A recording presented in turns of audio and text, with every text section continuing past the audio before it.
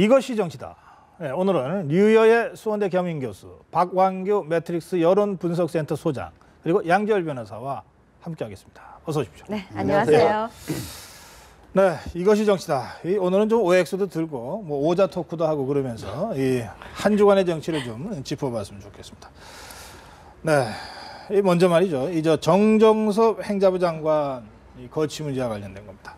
오늘 기자회견을 열어서 공식 사과했습니다. 그러나 사퇴 표명은 하지 않았습니다. 야당에서는 탄핵 소추하겠다고 나서고 있습니다. 마침 변호사도 계시고 법률학자도 계시기 때문에 제가 이 질문 먼저 드립니다. 예, 정섭 장관의 발언 선거법 위반이다 생각하시면 O, 선거법 위반 아니다 생각하시면 X를 들어주세요. 두 분이 O, 선거법 위반이다, 선거법 위반이 아니다.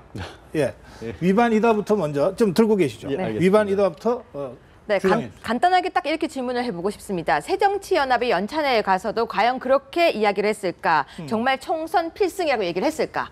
안 했을 것이다. 그렇다면 공직선거법 제9조 선거 중립 의무 위반, 또 하나 공무원법 65조, 공무원법 65조에는 정치운동에 대한 금지가 있습니다. 두 가지에서 위반이다. 그러므로 탄핵 소추가 당연히 돼야 되고 이 부분에 대해서 선거법 위반이다. 예.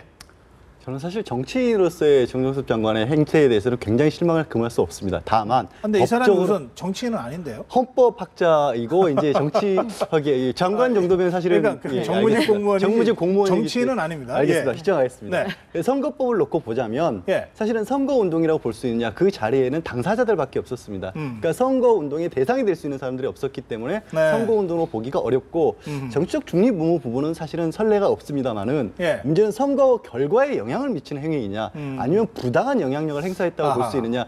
그분이 거기서 총선 필승이라고 해서 선거 결과에 영향이 미쳐질까요? 그렇게 보기는 조금 어렵다는 거죠. 그런 면에서는 선거법 위반은 아니다. 예.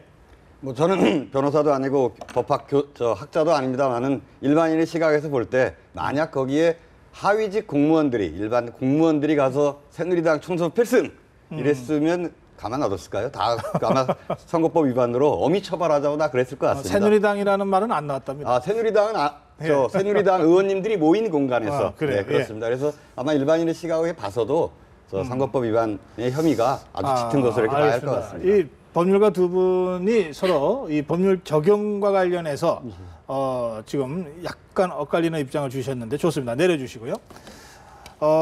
그런데 이 법률적으로 위반했는지 여부와 별도로 거취 문제는 또 다른 거 아니겠습니까? 그렇죠. 자, 그래서 정정섭 장관의 오늘 사과하는 그 기자회견 장면을 먼저 한번 확인해 보시겠습니다. 평소 술을 잘 하지 않는 저로서 갑작스런 건배사 제의를 받고 건배사가 익숙하지 않아 마침 연찬회 브로셔에 있는 표현을 그대로 하게 되었습니다. 어떤 정치적 의도나 특별한 의미가 없는 단순한 덕담이었습니다. 그러나 결과적으로 제 말이 불필요한 논란을 불러오게 되었습니다. 진심으로 송구스럽게 생각하며 앞으로 이런 일이 없도록 깊이 유념하겠습니다.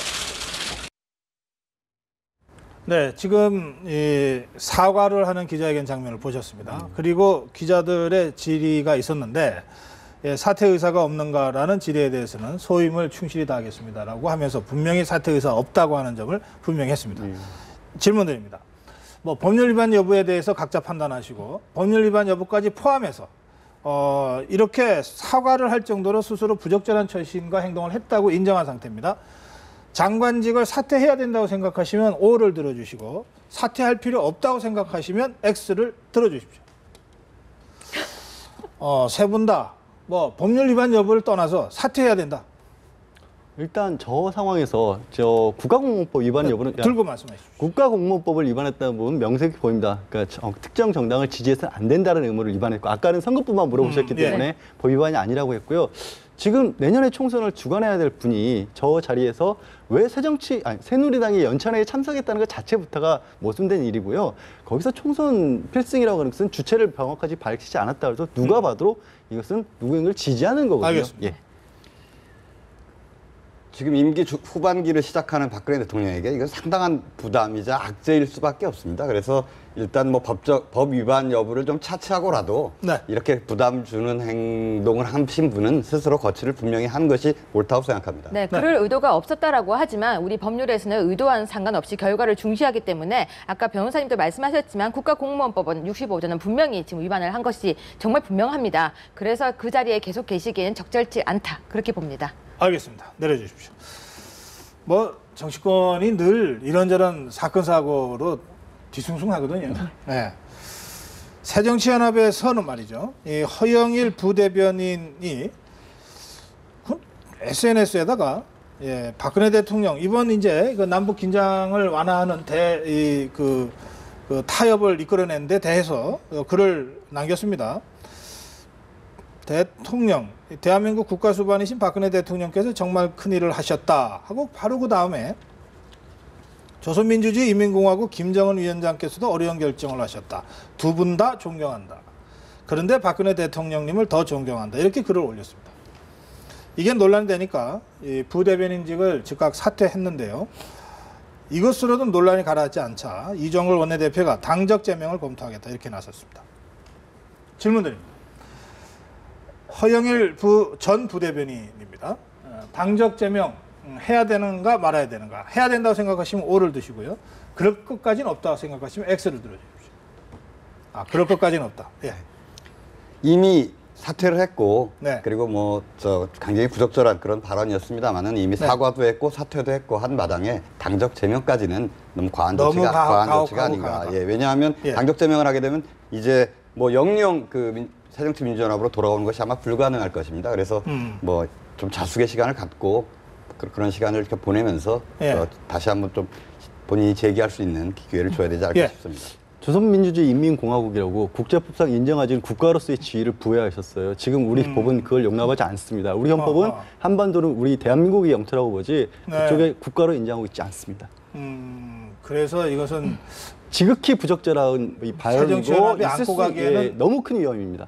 네, 저는 그게 더 붙여서 김정은은 지금 현재 반인륜 범죄로 ICC에 제소가 되어 있는 상태입니다. 어떻게 보면 범죄자입니다. 그럼에도 불구하고 김정은을 존경한다라고 이야기를 했는데요. 국가보안법 7조에 보면은 찬양고무죄라는 것이 있습니다. 좀 더 접근을 하자면요. 찬양고무죄에 김정은이 해당될 수도 있기 때문에 아주 넓게 보면은 지금 당적, 재적 정도 문제가 아닐 수도 있기 때문에 사법 처리까지 갈 수 있다? 그렇죠. 찬양고무죄에는 김정은이 해당됩니다. 지금 방금 우리나라가 국가로 인정하지 않은 헌법상 국가로 인정하지 않는 북한을 국가로 인정했다는 것 자체도 문제지만 네, 찬양고무까지 예. 가게 됩니다. 이거 법률가들하고 토론하니까 혹시 의견을 좀 보완하시겠습니까? 네, 북한에 대해서는 그러니까 헌법과 현행 국가보안법 논란 문제와 또 별개로 또 실체 문제가 또 있는 것 같습니다. 그래서 저희가 이제 한편으로는 이 적대적 관계에 있습니다만 또 통일의 대상이기 때문에 그래서 지금 남북 합의도 하고 있는 거 아니겠습니까? 그래요. 그래서 그런 것까지 좀 감안해 본다면 물론 이 표현이 과하고 잘못된 표현이긴 합니다만은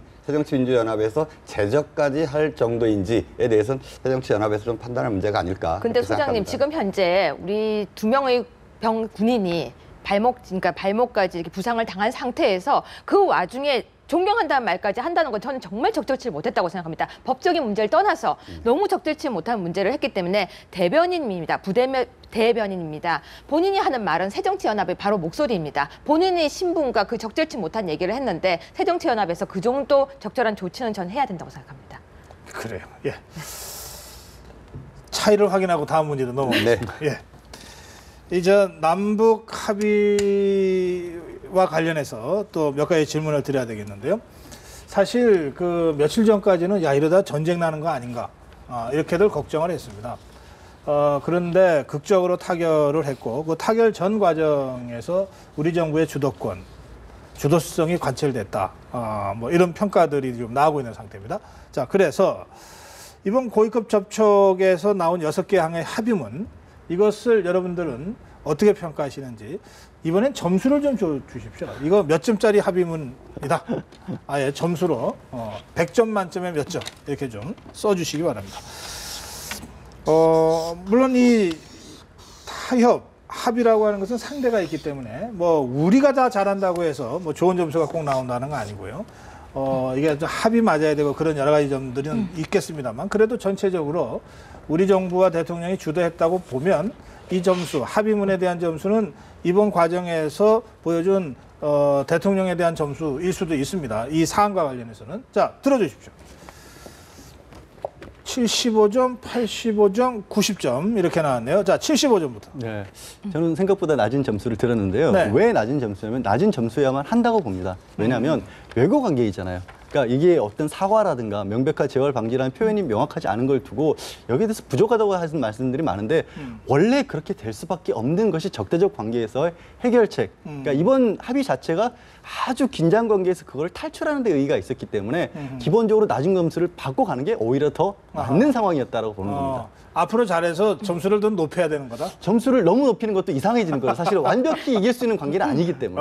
예. 그렇군요. 예, 85점. 네, 저는 3조죠. 남측은 비정상적인 사태가 발생하지 않는 한 군사 분계선 일대에서 모든 확성기 방송을 중단하기로 한다. 그럼 비정상적인 반응을 북한에서 보내면 할 수 있다는 얘기고요. 그렇죠. 예. 또 반대로 하면 확성기 방송 외에 다른 것도 할 수 있다는 조문이에요. 이 조문이 어떻게 보면 우리 쪽에서 아주 유리하게 해석을 할 수도 있는 여지가 있다. 네, 그리고 그 해석권은 우리 정부한테 있다. 이렇게 우리 정부가 지금 또 확인해주고 있습니다. 네, 다만 15점을 뺀 것은 유감이라는 단어를 영어로 썼다면 서로가 남북이 해석이 지금 자꾸 분분하니까 그걸 아하. 영어로 했다면 더 좋았을 것 같다. 그래요. 알겠습니다. 제일 높은 점수를 주셨습니다. 네, 저는 예. 이번에 합의문에 대해서 상당히 높은 평가를 줍니다. 물론 그 강론에 대해서 하나하나 평가보다는 일촉즉발의 그런 위기에서 네. 양 지도자, 특히 우리 박근혜 대통령이 결단을 해서 어쨌든 처음 24일 날은 저 재발 방지 사과 이런 것이 명확하지 않으면 절대 합의하지 않는다라고 하셨다가 25일 날 극적으로 이제 타결이 된 거지 않습니까? 그래서 저는 네. 거기에 박근혜 대통령의 유연한 용기가 있었다고 생각합니다. 그래서 상당히 높은 점수를 주고 싶습니다. 알겠습니다. 자, 그런데 일단 합의가 되고 난 다음에 새로운 쟁점으로 떠오르고 있는 것이 오이사 조치 해제 문제입니다. 근데 사실 이 오이사 조치 해제 문제는 이번 군사적 긴장이 고조되기 전에 새정치민주연합의 문재인 대표가 박근혜 대통령의 8.15 경축사가 있었던 다음 날인 8월 16일 긴급 기자회견을 하면서 오이사 조치 조건 없이 해제하자 이렇게 공개적으로 제안을 하고 김무성 새누리당 대표한테 두 사람이 연명으로 대통령한테 공개적으로 서한을 보내서 건의하자 이렇게까지 제안했던 바가 있습니다. 이 문재인 새정치민주연합 대표 16일 광복 70주년 기자회견에서의 표현이 이렇습니다. 지금 당장 오이사 조치를 해제해야 한다. 이렇게 되어 있습니다. 이 문재인 대표의 이 주장에 동의하시면 오를 들어주시고 지금 당장 오이사 조치를 해제해야 한다. 라고 하는 이 문재인 대표의 제안에 동의하지 않으시면 X를 들어주십시오. 그래요. 지금 당장 해제해야 한다.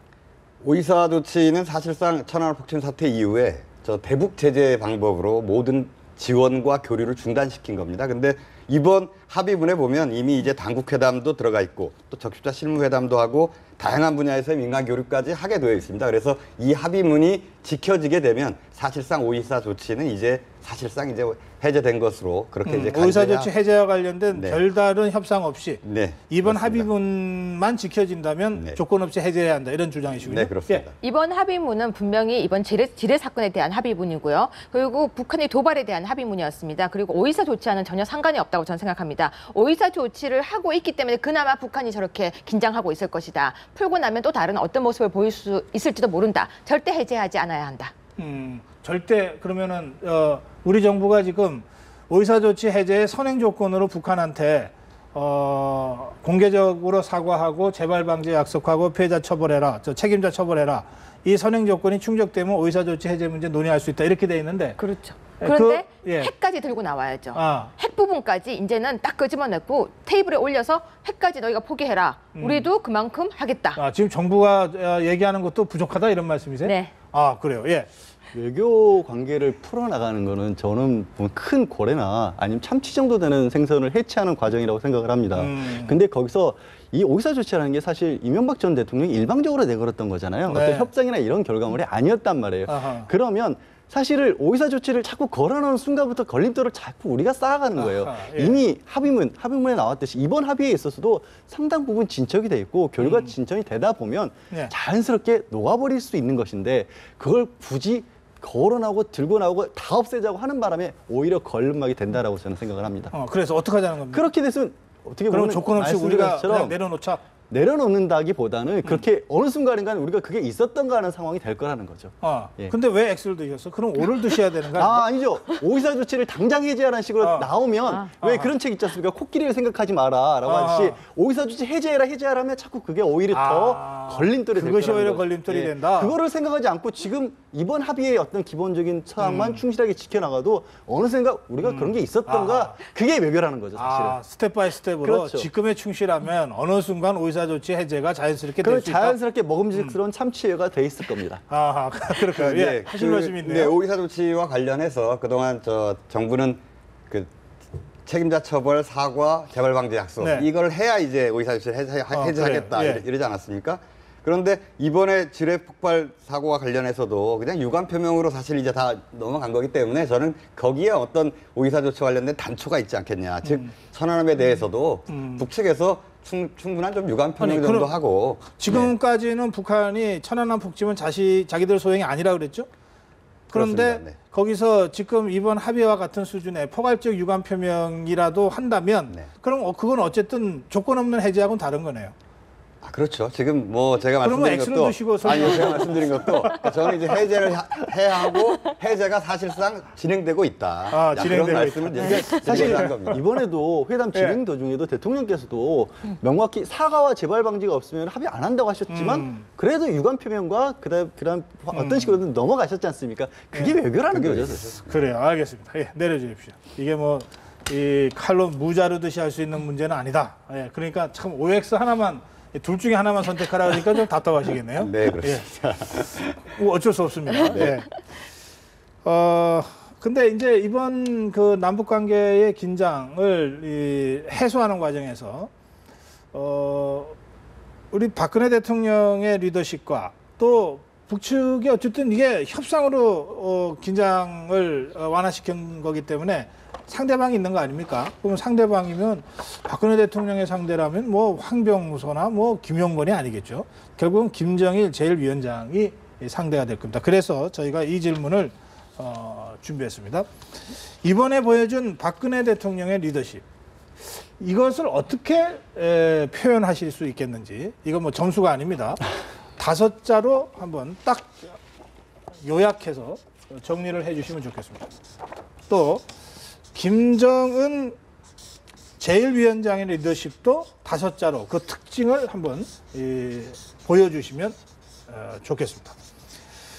사실 뭐 이 정상 외교 시대, 이거 정상들의 그 캐릭터, 정상들의 비헤이비어가 굉장히 중요하거든요.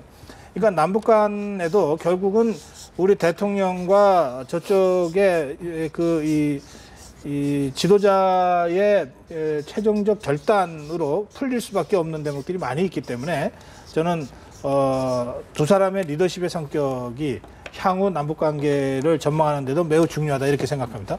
그런 문제의식으로 제가 질문을 드렸습니다. 들어주십시오.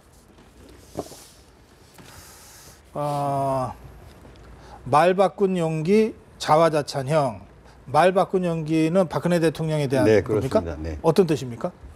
그러니까 계속 훈령으로 24일에도 사과와 재발 방지 이 문제가 없으면 절대 합의가 없다 이런 말씀을 계속 하셨습니다만은 사실 많은 비난이 일 수 있습니다. 예전에 2002년에 연평해전 때도 김대중 대통령이 전화 통지로 유감을 받았을 때 당시 보수 언론이나 야당에서 그게 사과냐 뭐 이런 이제 비난을 받았습니다. 네, 그래서 굉장히 이제 어려운 상황이지만 박근혜 대통령이 어쨌든 수용을 하신 거죠. 유감을 사과로 받아들였기 때문에 이게 해결이 된 거니까. 그래서 저는 그것을 말 바꾼 용기다. 네. 말을 바꾸는 용기를 발휘했다. 네, 그렇습니다. 밑에 김정은 제1위원장에 대해서는 김정은 제1위원장은 자화자찬형. 네, 자기들이 발목질의 사건을 일으켜서 목함질의 사건을 일으켜서 이 갈등이 조성이 됐는데 마치 오늘 발표한 거 보면 마치 정말 그 갈등의 주체는 없이 자기들이 일으킨 것을 자기들이 해결했다, 자기들이 승리했다 이렇게 저 과시하는 것을 그래요. 보면서 그게 바로 자화자찬 김정은의 자화자찬은 뭐 한두 번 있는 일은 아니죠. 네, 그렇게 성격을 규정하시는군요. 네. 자, 소신의 소통이라고 그러셨습니까? 예, 이거는 소신의 박근혜 대통령의 대통령, 리더십에 예, 리더십입니다. 왜냐하면 이제 소신이랑 원칙이 잘못하면 이제 불통으로 통할 수도 있는 거고 그런 부분이 사실 정치적으로는 좀 결함으로 지적이 되기도 하셨습니다만 네. 이번에 대북 협상에 있어서만큼은 그런 부분을 뚫고 나가는데 어떻게 보면 뚝심으로 작용을 했다. 박근혜 대통령의 소신이 그렇죠. 이 대북 안보 라인 전체를 어쨌든 관철시켜 밀어붙이는 나가면서 힘으로 작용을 소통을 했다. 만들어냈다. 예, 아하. 굉장히 특이한 경우였다고 보고요. 저는 네. 이제 정치와는 또 다른 문제니까. 대신에 이제 김정은 같은 경우는 제가 몸집만 넉넉이라고 썼는데 이게 몸집만 넉넉. 심광채반이라고 해서요. 원래 마음이 넉넉해야 몸이 넉넉하다라는 표현이 있지 그래요. 않습니까? 예. 그게 이제 리더십의 어떤 조건으로서 과거에 중국에서 뽑았던 어떤 사자성어인데 이 김정은 같은 경우는 몸은 넉넉한데 이게 너무 소심한 것 같아요. 아직 체제에 대한 불안감이 너무 크다 보니까 확성기에 나오는 그런 목소리들을 들을 수가 없었던 거죠. 그걸 크게 위협으로 느꼈던 거죠. 요즘 이 사춘기가 빨리 온대요. 그래서 몸은 뭐 어른보다 더 큰데 이 수준이 아직 어린애 같은 애들이 많다 그러는데 몸집만 넉넉 보니까 갑자기 그 생각이 나요. 예. 네. 원칙의 승리. 네, 이번에 보면요. 대통령께서는 진짜 원칙대로 하신 것 같아요. 단계별로 탁탁탁 밟고 우리 확성기 튼다. 계속 틀고 있으니까 그쪽에서 시한을 딱 정하죠. 5시. 아하. 그런데 다른 뒤로 어떻게 하는 게 아니라 정확하게 정상회담을 탁 통해서 아주 원칙적으로 접근을 했고요. 그 원칙적으로 우리나라에서는 김관진 나가셔가지고 그분께서 직접 그걸 딱 끌어당기고 대통령께서 보고를 받고 눈에 핏발까지 섰다고 이렇게 하시는데 네. 아주 정확하게 원칙대로 밀어붙여서 그 자리를 만들어냈다. 이 소신의 소통과 같은 제가 맥락에서 보니까 평가군요. 같은 말 같아요. 예. 그리고 네. 뭐예요? 밑에 막장 드라마는 뭐예요? 저 완전 막장 드라마 보는 것 같았어요. 왜냐하면 고모부를 죽였죠. 그리고 우리 막장 드라마 보면요. 욕하면서 계속 보게 돼요. 욕하면서도 계속 김정은을 봐야 해요.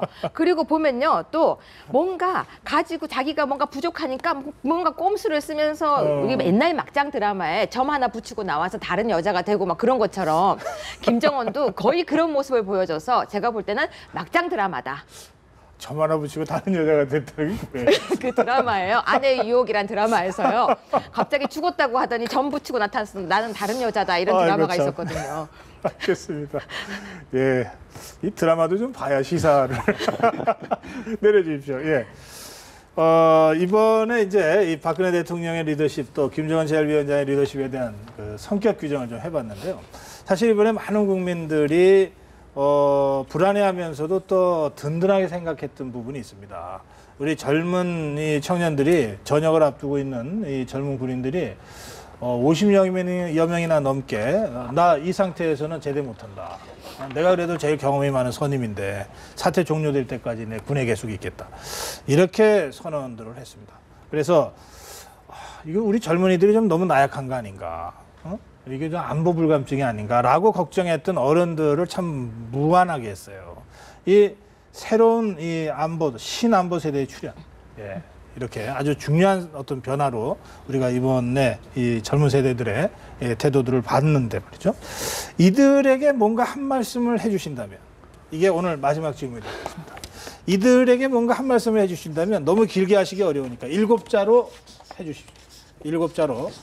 이 젊은 세대, 물론 이번에 전역을 연기한 이 청년들만 아니죠. 우리 2030의 젊은 세대들한테 그래도 조금 더 사는 기성세대로서 딱 한마디 한다면 어떤 말씀들을 해주시겠습니까? 들어주십시오. 그래요. 이게 참 고맙고 미안하다부터 하시죠. 정말 고맙죠. 이 전역을 미룬다는 게 굉장한 용기였고 사실 포탄이 날아드는 상황이었는데 근데 이게 전역을 미뤘다고 하니까 이제 전역을 할 텐데 이 젊은 친구들이 그럼 어디로 가야 될까라는 생각을 하니까 기성세대로서 굉장히 미안해지더라고요. 예. 실업률, 청년들 일자리 빨리 해결해야 됩니다. 이거는 X별이라고 하는 게 네, 이게 방송용어로 좀 부적합해서 네, 응별입니다. 응별이 부끄럽겠다. 네, 그동안 우리 대한민국 뭐 많은 별들이 계셨습니다만은 그분들이 수십 명 연관돼서 방산비리에서 1조 원 이상 뭐 날리고 그다음 최근에는 뭐 현역 사단장들도 성추문으로 보직 해임되는 이런 일이 있었습니다. 그래서 이런 분들 정말 우리 젊은 장병들에게 부끄러워해야 합니다. 예. 네. 당신이 있어 든든. 제 제자들이기도 합니다. 어. 근데 한 학생이 자기도 전역을 미뤘다고 연락이 왔어요. 그래요? 네, 정말 눈물이 나요. 진짜 가슴이 찡하고 눈물이 나는데요. 네. 진짜 이 말 해주고 싶어요. 제 아이들이기도 하고 제 제자들이기도 한데 정말 너희가 있어서 든든하다. 네, 7글자로 하니까 당신이 있어 든든. 알겠습니다. 오늘 당신이 있어 든든 이 말로 마무리하겠습니다. 고맙습니다. 고맙습니다. 예.